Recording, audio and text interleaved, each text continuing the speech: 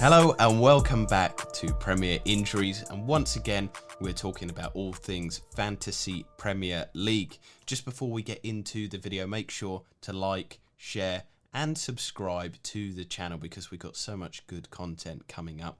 I say this all the time, I'm teasing it, but we will release some of our exclusive guests for the summer very soon. And do get involved with the comments as well. If you're liking the content, message us. If you're not liking the content, let us know as well. We're always open to positive criticism and kind of discussions about that. But this is a really exciting game week, Ben. As we kind of finish the defensive assets discussions, we're not sure what to call it. Is it a double triple? Is it a triple game week? Is it double for everybody but one treble? I mean, how do we discuss it? But because there is a treble game week in there and lots of doubles, there's a lot of opportunity for picking up attacking points.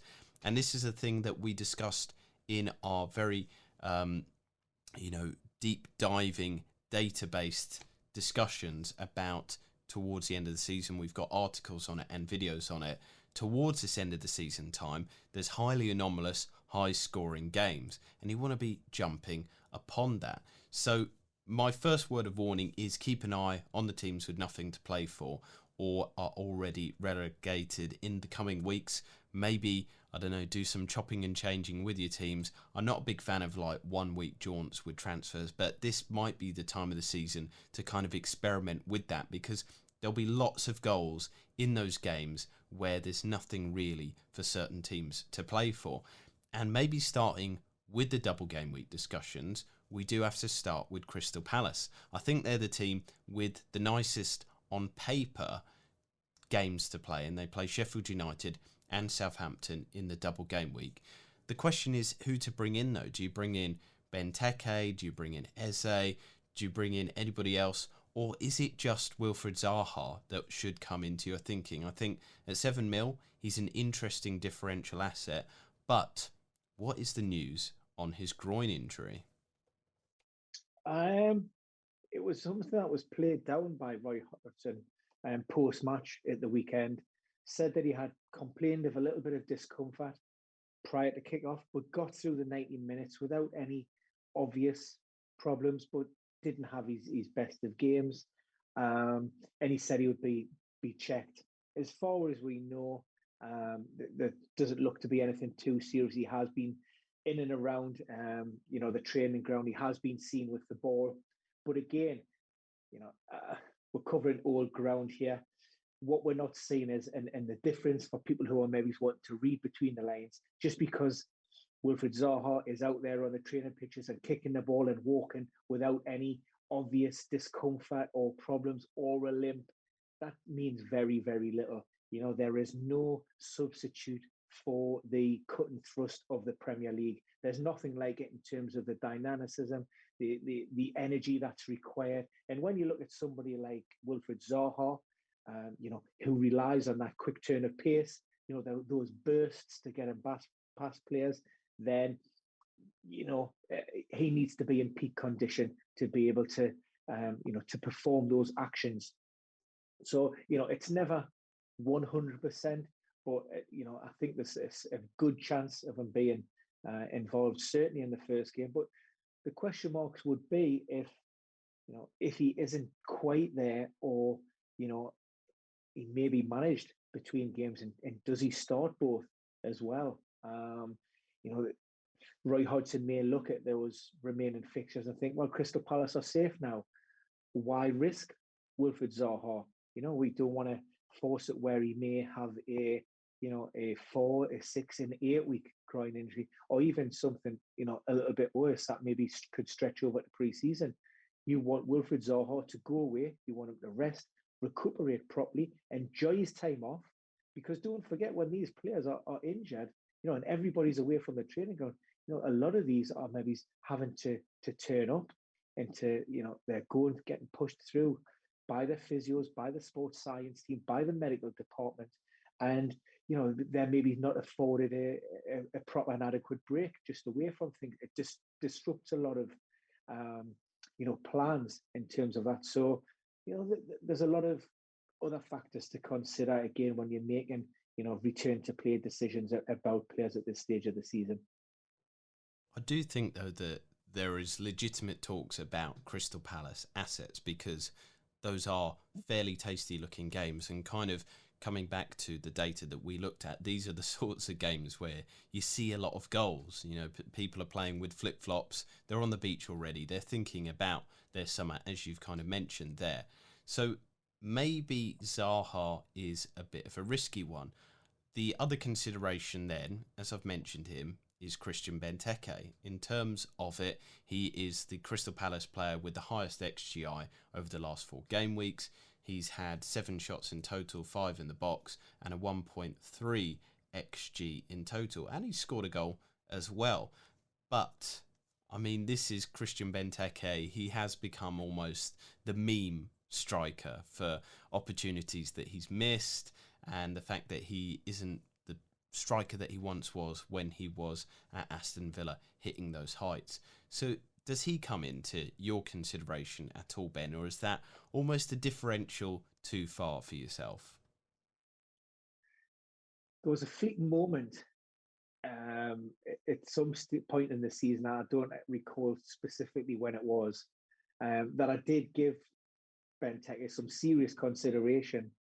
And then I think he may have picked up an injury that sort of curtailed any enthusiasm that I had towards him. For me, as well, not only am I not 100% struck on bringing him in, I still don't even though he has been starting, I just think he's a couple of bad performances away from being dropped. We'll assume that Zaha is fit and Zaha starts. As a potential strike partner, you've then got Ayew. I know he's been playing outright on the right in a 4-4-2, but you can put Townsend in, then you couldn't put Ayew there. I think Batshuayi's been a little bit unlucky. He came in and scored, but then I think the following game week was against his parent club, and he was omitted from the matchday squad under the terms of that loan agreement. We've seen Mateta come in. Hasn't really had much of a look in, but apologies, am I back? Did I lose you there for a second? Yeah, continue from Mateta. So we've had Mateta who's come in and looked a little bit bright. He scored a great goal, he's back heel, but then hasn't really kicked on from that.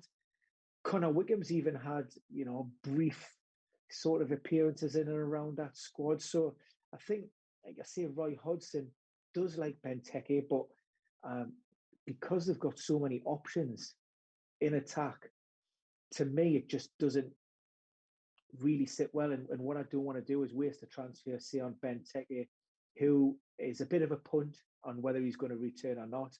And then, if he has 2 blank game weeks and he doesn't really do too well, is he out of that starting 11? Yeah, it's true as well. Beyond this double game week, do you want to be holding these Crystal Palace assets for much longer than that? So it might be a punty one, it might be an interesting one. I mean, if it was down to my decision, I would say maybe take the risk with Zaha, because I think that there is almost a high ceiling opportunity there for him. But apart from that, I wouldn't waste a transfer, like you're saying yourself, on any of their other assets. Now, we do have to move it on, and we did discuss this in yesterday's video about Leeds United, but there is the team news around Raphinha and Phillips, and I think this affects the other attacking assets in their team because they've got a great run towards the end of the season. Bamford would be a great selection, but I think it really depends on the fitness of those players. So is there any updates on Raphinha and Phillips, and maybe a bit of guidance on whether we should be risking getting Bamford into our teams? And we do know that Raphinha's entered the final phase of his recovery. The impact injury on his thigh stroke hip, a lot more serious than initially thought. We thought was going to be initially a 7-day turnaround. That hasn't been the case, and he picked up that injury against Manchester City, I think in the sort of in time added on, and it was difficult to ascertain exactly the severity and the nature of that. But it's one that It's inhibited his mobility. It's certainly been very painful. If he can get some good training session under his belt, I suspect the way sort of Leeds played last weekend against Brighton down at the Amex, then, Raphinha is quite a fit lad. He's got good levels of natural fitness anyway, keeps himself really well. And it wouldn't surprise me if Marcelo Bielsa was to throw him straight back in. But like I say, that would be dependent on, he needs a couple of good days with the group in full contact sessions to be able to prove himself. And that would be big. Without them, they've just lost a little bit of cutting edge. But for me, the loss of Calvin Phillips is being the bigger one. And that's reflected again, in the data and the results. So, there's not been a lot of talk about Calvin Phillips. We know, again, it was an impact injury. We think it was in training. But, Marcelo Bielsa has been a little bit coy during the second half of the season, having had his fingers burnt and faced a lot of flack for revealing too much information around these lineups and players' availability. And on the back of that, he's sort of, he's remained, keeps his cards a lot closer to his chest these days. He doesn't want to give too much information away to the opposition. So, and that's left us guessing. So for me, I'd want a lot more information, maybe closer to deadline and kickoff. I want to know inherently what most clubs will do and what medical teams and sports science departments will do is they will say, you need to do at least one full contact training session with the group to even be considered. So that's what we need to hear from Marcelo Bielsa. We need to hear that those players have been involved in a full session. If it's not that, then there's alarm bells and there's question marks, and you need to be thinking, well, in the majority of cases, would that player actually be in that starting 11? And the likelihood is it probably won't be. So, have a listen and see what Bielsa's got to say ahead of this game week and his press conference, hopefully on Thursday. So we should get that news through nice and early.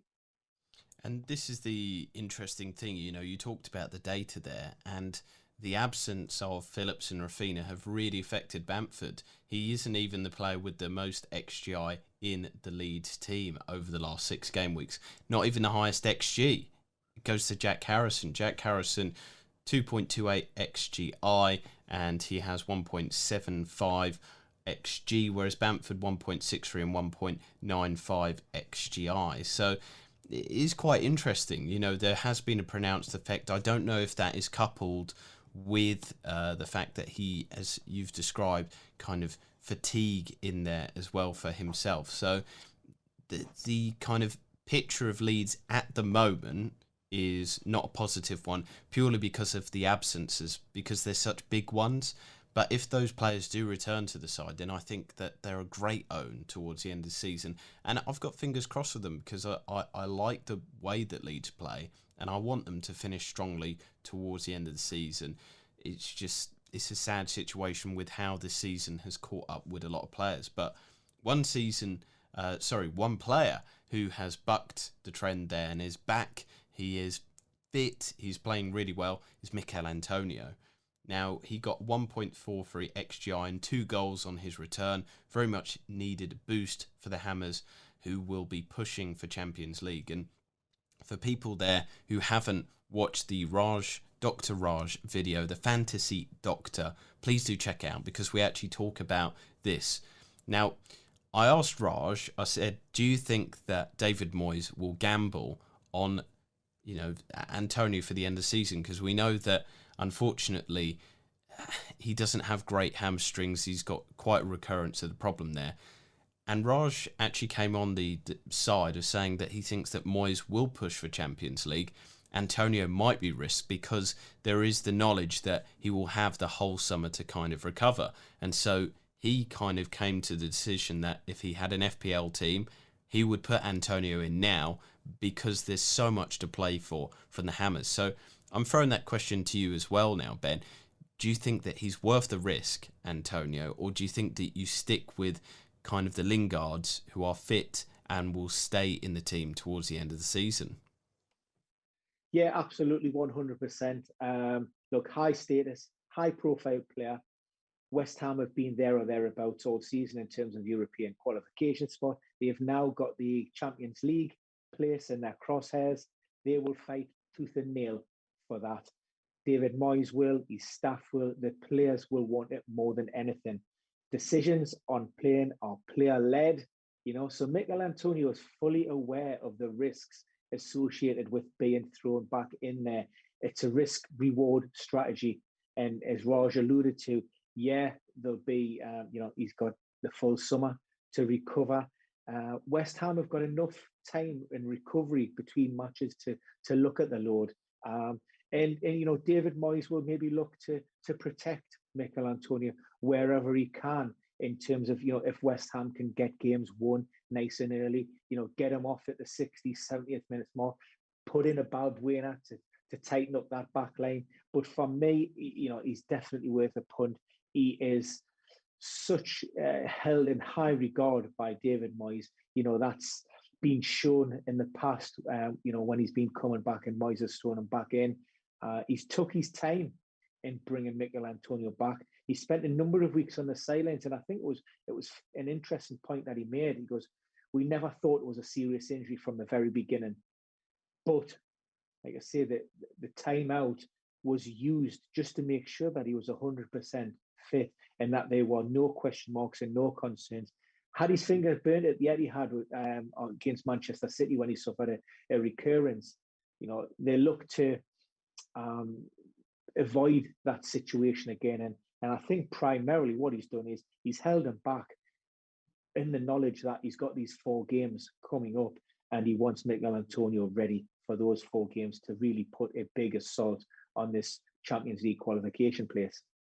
And I think the fact that Antonio, first game back, played a full 90 against Burnley, the fact that the game was really tight with the 2-1 kind of shows that Moyes was willing to put that risk on the line. I think actions speak louder than words in that instance, and Moyes obviously was saying that it wasn't as serious as he thought, and he's kind of gone out there and played him the full 90, which is really interesting to me. And hopefully in the situations that you described there, maybe if the game is won, they're 3-0, 2-0 up at the 60th minute, he might be rested. But it does seem positive in my eyes for owning him and getting him out there on the pitch. He's somebody who will start again, kind of going into our mentality towards this end of the season, where COVID and a lot of other rotational things are coming into managers and FPL players' minds. Antonio is one that you can kind of go, he will be playing.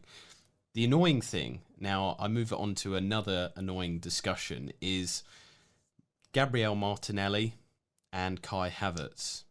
Both are players producing excellent numbers, looking really good, but both are uncertain starters in their 11s. As an Arsenal fan, Martinelli, I really don't understand why Mikel Arteta isn't playing him more often. In the games that he has been involved in, he's one of the best players for XGI. Over the last 4 game weeks, he has 3.12 XGI. He's got 1 goal. He's got XG of 1.93. He's up there with some of the best players in the Premier League when he's playing. But this is the problem. It's only when he's playing.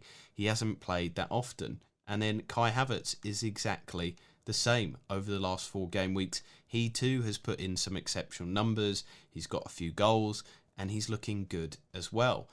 But with the way that the teams are setting up towards the end of the season, is it worth the risk maybe on Martinelli because he's a lot cheaper? He's 4.9, whereas Havertz is obviously 8.2. Or are they just absolute total avoids at the moment, Ben? On all 3 players, Antonio, Martinelli, and Havertz, all 3 of those have been in my fan team. One-off punts for game weeks. The appeal is there, and I'm happy to bring those players in the team. The concerns with FPL is that rotation risk.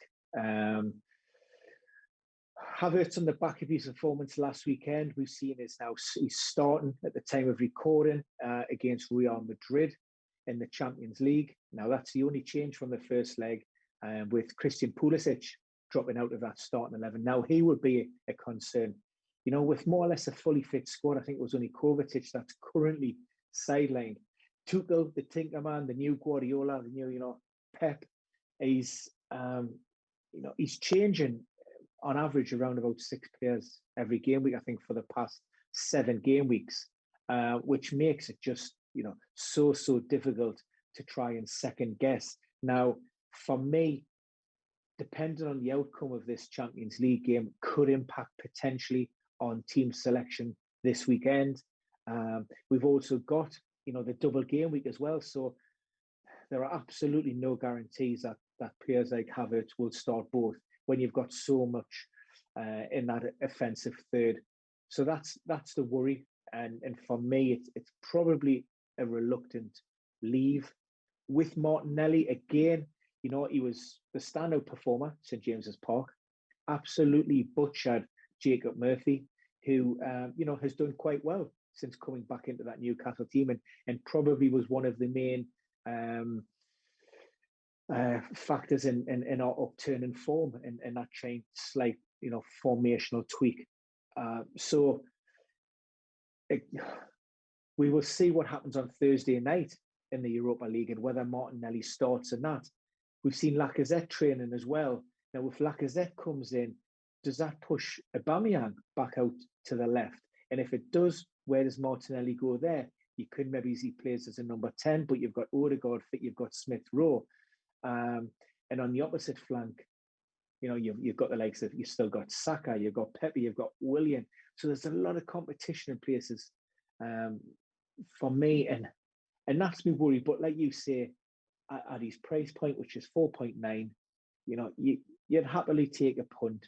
If he doesn't start in the Europa League, then I would certainly be looking for him for the weekend. And against West Brom at home, you would think they've got a pretty good opportunity of getting 3 points on the board with that. Whether he would follow up another starting berth against Chelsea, pressure's on for these players to perform. I'm not sure how much water it holds these days. Players, if you can go out and put in a good performance, you should keep the shirt. And I would like to think that is the case. It certainly gives a manager something to think about. So, keep an eye on that Europa League team. If he doesn't start, go with Martinelli, and then pray he has a good game, and pray that he justifies his selection in that follow-up game as well against Chelsea. I wonder what the odds are for Chelsea to win the league next season, because you talked about tinkering there. We went from the Tinkerman of Ranieri to Pep is now the new tinkerer. Now Tuchel is the tinkerer +1. So I don't know, is tinkering the way to win the league each season? I don't know. But let's move it on then to, as I've mentioned there, Pep Guardiola. Manchester City, they do have a great run towards the end of the season. Nobody seems to know who will play. Apart from Ben, could it be Sergio Aguero? Differential towards the end of the season. He's back, he's fit, and Pep Guardiola said he's ready for Tuesday, but he didn't play the full 90 against PSG. So does that mean that he's going to be played in the last 2 games of the season, get that big send-off, and of course beat that record for most goals at a single Premier League club? Pep's well aware of it. I think he wants to see Sergio get that record as well. So there's kind of a few things there, but then there's also the honest situation that you just don't know who is going to be playing in a Pep Guardiola 11 each game week. If Sergio Aguero plays for 60 minutes, he'll probably be hooked off because they just know how injury prone he is. If he comes on for the last 30, is it worth having him in your team? So yeah, Ben, the question to you is, do you think genuinely we will see some minutes from Sergio Aguero, and are those minutes worth considering him in our sides? I think we still need to remember that Aguero is a high-end premium asset, 10.3 million. So there's a lot of cash to be splashed there on bringing Sergio in. And I'm looking at the fixtures, and I'm looking at how things could pan out. And I certainly see 2 starts there for Sergio Aguero. I think he'll start against Chelsea. I think he looked sharp against Crystal Palace. took his goal exceptionally well. So I think he'll come into that starting 11 this weekend. And obviously I see him starting in the final game. His swan song, the farewell, they're going to honour him. It's whether he starts those 2 games in between. And again, there are a lot of factors to take into consideration. You look at the rest of the squad. I mean, Gabrielle Jesus is going to be looking at that as well and be thinking, what does my future hold now? Am I going to be the striker that, takes Manchester City forward, or am I going to always play second fiddle to somebody else? Does Pep go with this false 9 and just continue to use maybe Jesus as an impact, or just pick and choose his games? So, he's going to be chipping in the manager's ears, and he's going to be wanting to put things right on the training pitch. It's a big call. I wouldn't be willing to part with 10.3 million on an even money shot, and that's what I see him. I see him as an even money shot for those remaining games of the season. And even then, he's a 60 to 70 minute man. That's what he has been for a lot of the time. I don't think there's, in terms of, has he been one of the most substituted players in Premier League history? I'm sure it's something ridiculous stat, and even more so now that he's getting on and he's had those injury problems. So you would just hope, and an old, the original Aguero could deliver in 45 minutes, in 60 minutes. He could get you 2, 3 goals, 4 goals. Is he capable of doing that now? I'm not so sure. And once that league is stitched up, what's the emphasis for City to really push on and really go for the jugular games? With the Champions League final on the horizon, Pep will want to protect players. Pep will want to manage his squad, make sure that he can go into that final, whether it be against Real or Chelsea, with everybody at his disposal. And the players subconsciously will have that in the back of their minds. Why put yourself in any unnecessary risk when you've already won the Premier League title? It just doesn't make any sense. So, there's factors to consider certainly around that one. So let's move the attention to the last 2 discussion points. The first of all is the team with the triple game week. This game week, it's Manchester United. Now, obviously, one of those positions in your team has been set and forget throughout the whole season with Mr. Marcus Rashford. But there's quite a few assets that are tickling the fancy of the community. I mean, Manchester United probably have the ability to score a lot of goals. They've shown that against Roma during the Europa League. And there's quite a few assets there. Cavani could be in with thinking. Rashford, who's in your team. Fernandes, Pogba, Greenwood. I mean, there's quite a few ones in there that are under serious consideration. So if you were to pick your 3 for a treble up, maybe not with your rules of Rashford, captaincy kind of, just who would be your best picks? Who would you go for with no restrictions, Ben? Yeah, so I'm looking at this purely from the fact that who has the biggest potential of starting all 3 games. I'd have to say Rashford, although the caveat would be this ongoing foot/toe problem may mean if he does start, we're looking at 60, 70 minutes where Ollie will be getting a little bit twitchy and the possibility of bringing him off. I think we have to consider Bruno. Just because it's Bruno and he always wants to be out there. I have big reservations and concerns with regards to Mason Greenwood and Cavani, because I think they're fairly sort of interchangeable and they're not nailed down. I think Daniel James could be deployed in there. Paul Pogba, we've seen playing in that advanced role on the left-hand side. And he's been in great form. Is he going to be playing 3 games in a row? I would have to say Pogba. I would go Pogba over the other 2, just because I feel as if Solskjaer took a bit of a chance and resting Pogba. I think it was against Leeds at Ellen Road, and it was nils each. And he rested him with one eye on that Roma game in the Europa League. Now I expect United to go really strong in that second leg, even though they're 6-2 up. But